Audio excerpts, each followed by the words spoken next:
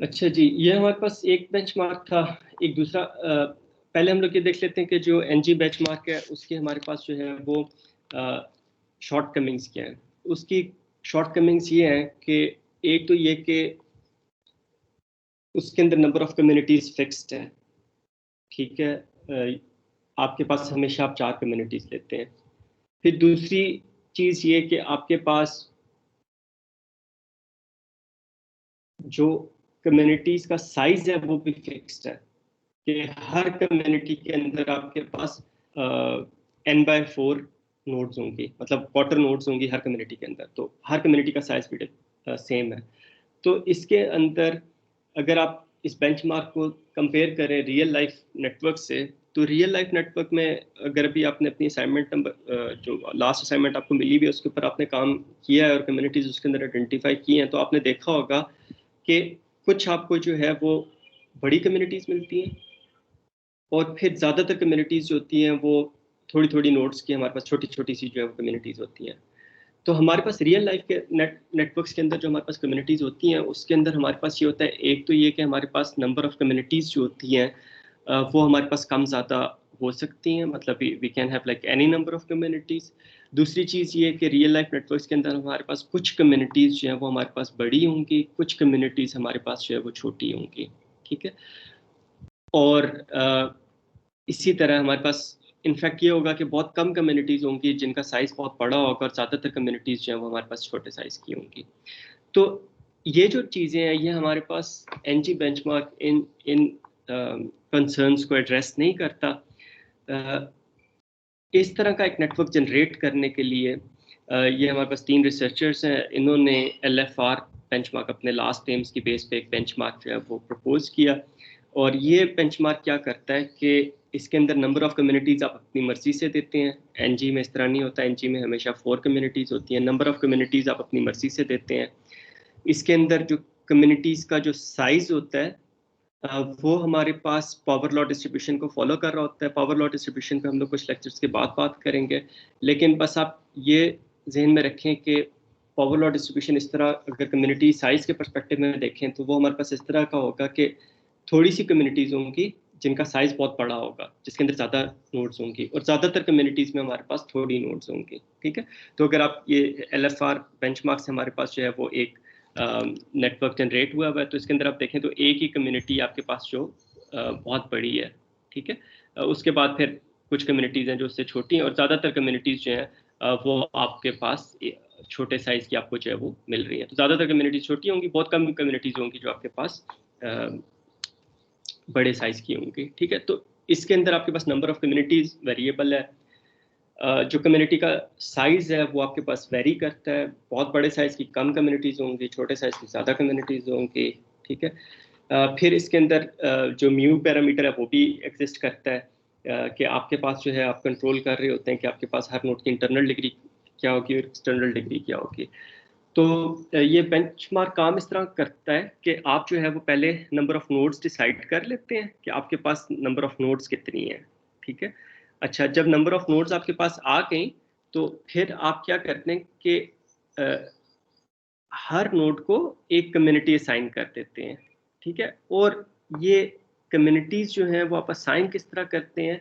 ये इस तरह करते हैं कि ज़्यादातर नोड्स जो हैं वो हमारे पास एक कम्युनिटी से बिलॉन्ग कर रही होंगी। एक हम लोग काइंड ऑफ बड़ी कम्युनिटी ले लेते हैं, ये मतलब प्रोबेबिलिटी की बेस पे होता है। यहाँ पे हमारे पास ये प्रोबेबिलिटीज़ की वैल्यूज़ दी हुई हैं। पावर लॉ डिस्ट्रीब्यूशन है, देखने में मुश्किल लग रही है लेकिन इट इज़ नॉट मतलब दैट मच डिफिकल्ट ना। ये आपके पास 1/nc raise to power zeta है। तो ये ज़ीटा जो है इसकी आप कोई एक वैल्यू ले लेंगे, 1 2 3 कोई भी आप एक वैल्यू ले लेंगे ज़ीटा की। ठीक है, इसी तरह ये जो है ये 1/k⁴ गैमा है।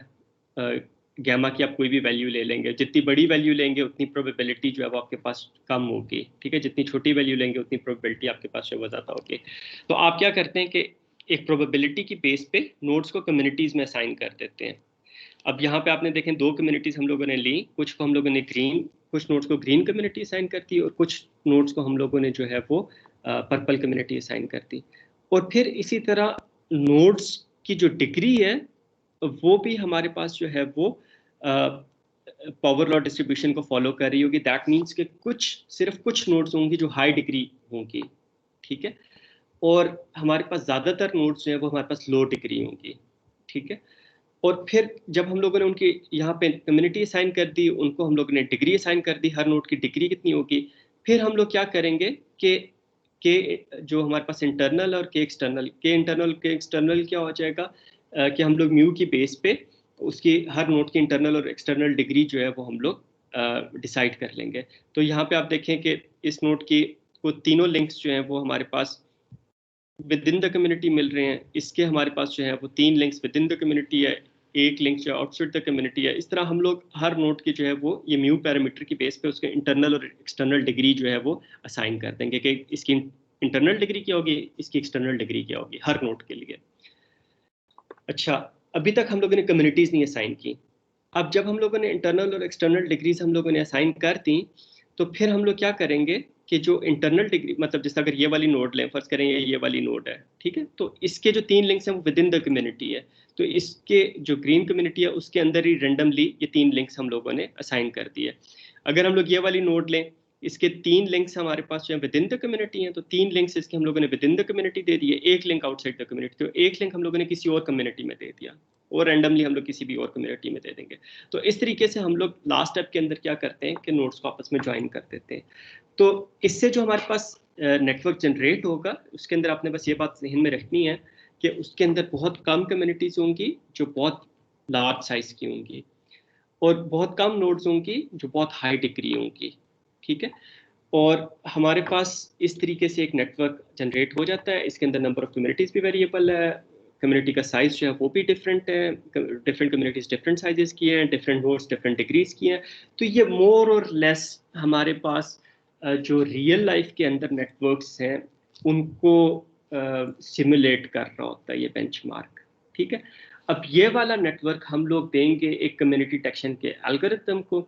ये पर्टिकुलर जो एग्जांपल है इसके अंदर आपके पास म्यू की वैल्यू जो है वो आपके पास मोस्ट लाइकली लेस देन 0.5 है, ठीक है, बल्कि डेफिनेटली लेस देन 0.5 है, क्योंकि आपके पास within the community links काफ़ी ज़्यादा है, आउटसाइड द कम्युनिटी लिंक्स कम है।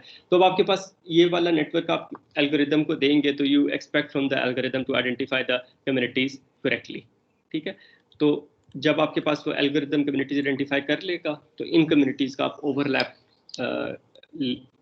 मेजर कर लेंगे with the communities generated by the benchmark, ठीक है। तो अब हम लोगों ने 2 बेंचमार्क देख लिए। बेंचमार्क्स का मकसद क्या है कि उन्होंने एक नेटवर्क जनरेट करना है विद नोन कम्युनिटी स्ट्रक्चर, ठीक है। उसके अंदर हमें कम्युनिटी स्ट्रक्चर पता होगा, ये हमें पता होगा कि कौन सी नोड जो है वो किस कम्युनिटी से बिलोंग कर रही है।